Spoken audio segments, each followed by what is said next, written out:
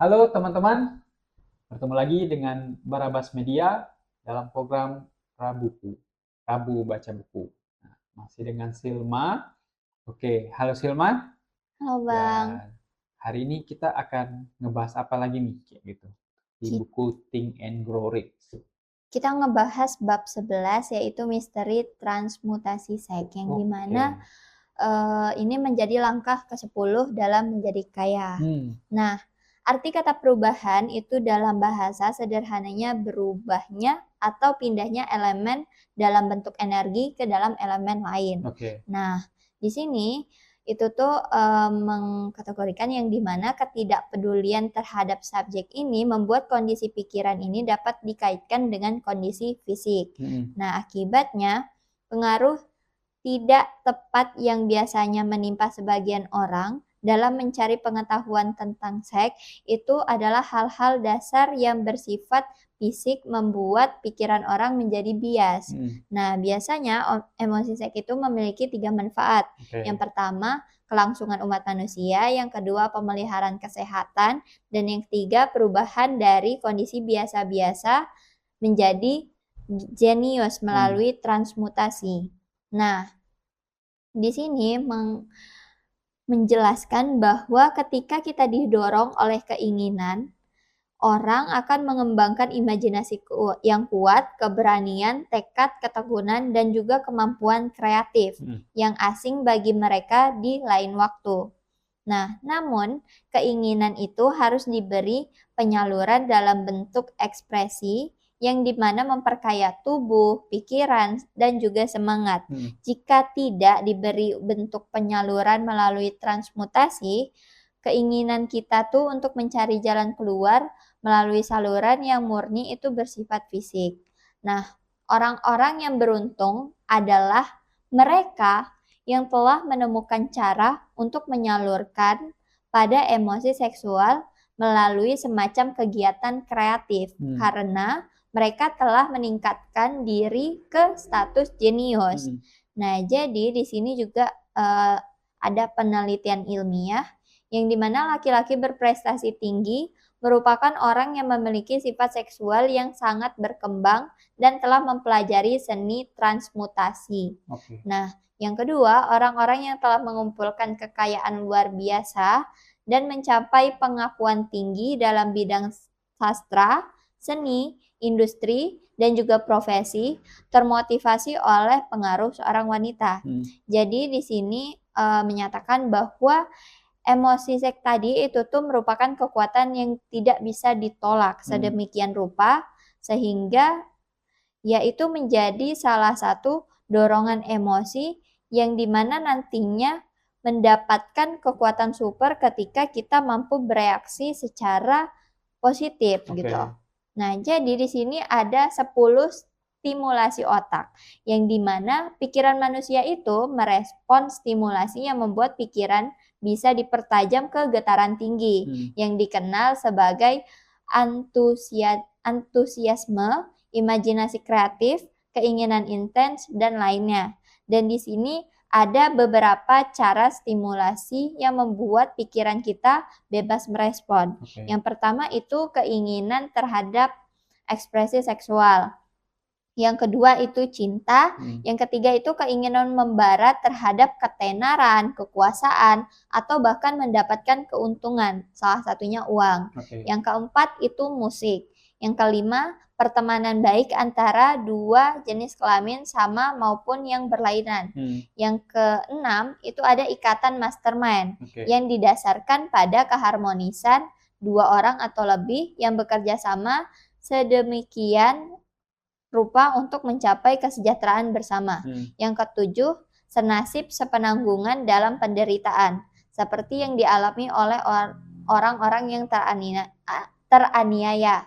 Dan yang kedelapan itu autosugesti. Kesembilan, ketakutan. Dan yang kesepuluh itu pada narkotika dan alkohol. hmm, Nah, jadi stimulasi otak yang mampu meningkatkan gairah kita itu tuh ada pada 10 ini. oke. Dan ya, cara kita untuk mengekspresikan dan menstimulasi otak kita ini terhadap beberapa kegiatan positif, tentunya itu nggak mudah dan yang dimana ketika kita mampu untuk menstimulasikan semua hasrat kita itu pada yang positif, itu menjadikan kita sebagai seseorang yang naik tingkat ke jenius. Nah, jadi definisi seorang jenius adalah orang yang telah menemukan cara meningkatkan getaran pikiran hingga ke tempat ia bisa bebas berkomunikasi dengan sumber pengetahuan yang tidak tersedia melalui kecepatan getaran pikiran biasa. Nah, jadi bagaimana orang bisa berkomunikasi dengan sumber pengetahuan itu tuh melalui kecepatan yang getaran yang tidak biasa. Itu tuh gimana? Dan yang di sini itu ada salah satu bukti yaitu bahwa indera keenam itu merupakan salah satu imajinasi kreatif. Kenapa gitu?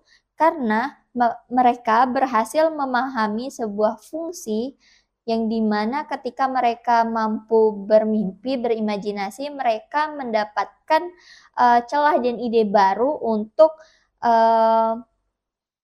menyatakannya dalam bentuk tindakan itu sendiri, dan yang itulah yang disebut sebagai jenius. Jadi ketika kemampuan imajinasi kreatif itu berkaitan langsung dengan pikiran manusia sehingga menciptakan sebuah kecerdasan yang tidak terbatas. Nah, di sini ada beberapa ide atau konsep itu berasal dari satu atau lebih sumber berikut ini. Nah, itu tuh menjadikannya sebagai dalam bentuk firasat yang biasanya kita dengar saat ini. Nah, yang pertama itu ada kecerdasan tak terbatas. Kedua, pikiran bawah sadar seseorang, yang dimana tempat tersimpan setiap impresi, rasa, dan dorongan pikiran untuk mencapai otak melalui panca indera. Yang ketiga, dari benak orang lain baru saja mencetuskan pikiran tersebut atau gambaran tentang ide atau konsep melalui pikiran sadar. Dan yang keempat, dari tempat penyimpanan alam bawah sadar orang lain. Nah, yang ini nih merupakan menjadi tempat atau sumber tempat inspirasi atau firasat yang diterima. Nah, ketika tindakan otak kita itu telah dirangsang melalui satu atau lebih dari 10 stimulasi otak, dampaknya tuh akan mengangkat individu itu tuh jauh ke atas cakrawala pikiran biasa, yang dimana membuatnya bisa membayangkan jarak, cakupan, dan bahkan kualitas pikiran yang tidak tersedia di taraf yang lebih rendah. Jadi seperti pikiran yang menyibukkan seseorang ketika sedang memikirkan jalan keluar untuk masalah bisnis atau masalah profesional. Nah, jadi ketika seseorang itu mampu menduduki posisi yang relatif sama dengan orang lain, naik ke pesawat ketinggian tertentu tempat orang biasa melihat dari atas, atau melampaui batas cakrawala membatasi pandangan seseorang yang berada di permukaan bumi. Dan yang inilah menjadikan seseorang itu tuh bisa diangkat ke tingkat pikiran yang lebih tinggi. Nah, selama kita berada di dalam taraf pikiran ini, itu tuh menjadikan kita membentuk sebuah kemampuan kreatif otak yang diberi kebebasan untuk bertindak.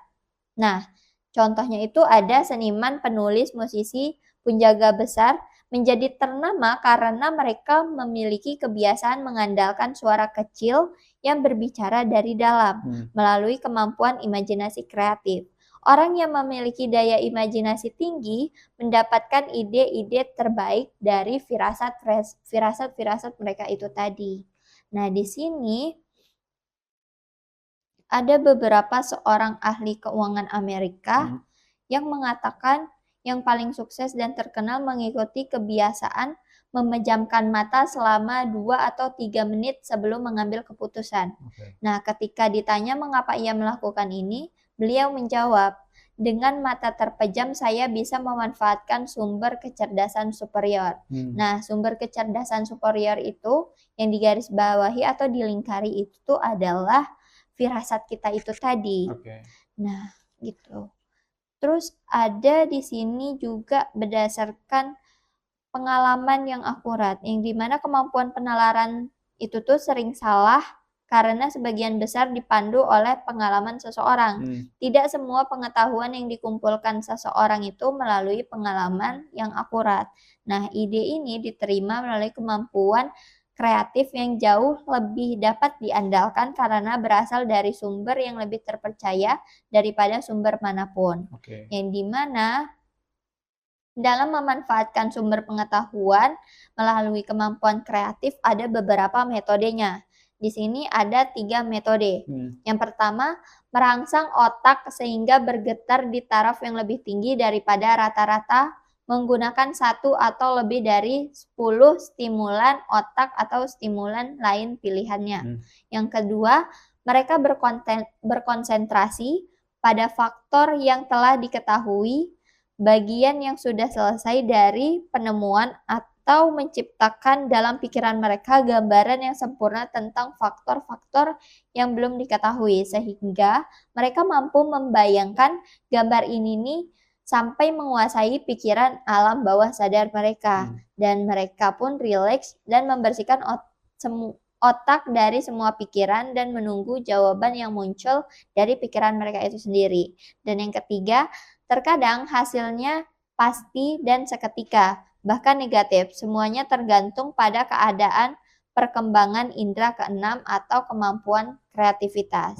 Nah, Tuan Edison itu mencoba lebih dari 10.000 kombinasi ide yang berbeda melalui kemampuan sintesis imajinasinya sebelum menyelaraskan atau menyamakan sebuah kemampuannya, sebuah ciptaannya melalui kemampuan kreatif dan mendapatkan jawaban untuk menyempurnakan lampu pijar. Nah, pengalamannya ini mirip ketika ia menghasilkan mesin berbicara. Jadi, ketika kita mampu menstimulasikan otak kita, menstimulasikan hasrat kita itu dalam bentuk ke hal-hal yang positif, tentunya itu akan menjadikan menjadikan sebuah kekuatan yang besar, yang dimana kekuatan besar ini itu tuh mendorong dan memotivasi kita secara nggak sadar atas kemauan dan keinginan kita itu sendiri gitu. Nah, Selma, berarti kalau di sini kita mencoba untuk memaksimalkan ya tadi mungkin anugerah Tuhan yang udah diberikan kepada kita sebagai manusia itu kan kita punya hasrat, kita punya nafsu dan sebagainya, itu kita konsenkan, kita fokuskan terhadap apa yang ingin kita capai kayak gitu ya. Benar, Bang. Tadi kalau kita lagi suka-sukanya sama perempuan nih, contohnya kan biasanya kita kita cari tahu gimana dia bisa suka balik sama kita. Nah, gitu. Tidak langsung kita fokuskan nih apa nih yang perlu kita cari, apa nih yang apa yang membuat dia menarik dan sebagainya kayak gitu. Sehingga ketika kita implementasikan terhadap aktivitas kita atau tujuan yang ingin kita capai, yaitu akan membuahkan sebuah hasil yang sangat luar biasa itu tadi. Iya, benar. Gitu. Nah, itu teman-teman. Jadi nggak hanya sekedar ngejar si doi nih kita yang harus fokus, tapi ketika kita ingin mencapai sesuatu ya sebenarnya apa yang sudah Allah anugerahkan atau Tuhan berikan kepada kita berupa hasrat, nafsu dan sebagainya itu bisa kita fokuskan ya ternyata daripada tujuan yang apa yang ingin kita capai gitu ya semua. Gitu. Ada lagi nih semantik and tripnya lagi kita cukupkan. Cukup, Bang. Sip. Thank you Silma untuk materi kali ini. Oke teman-teman, sampai jumpa ini udah episode terakhir, bab bab terakhir nih kita ya. Iya, benar. Bab lagi kita selesaikan buku Think and Grow Rich. Oke, thank you teman-teman, sampai jumpa.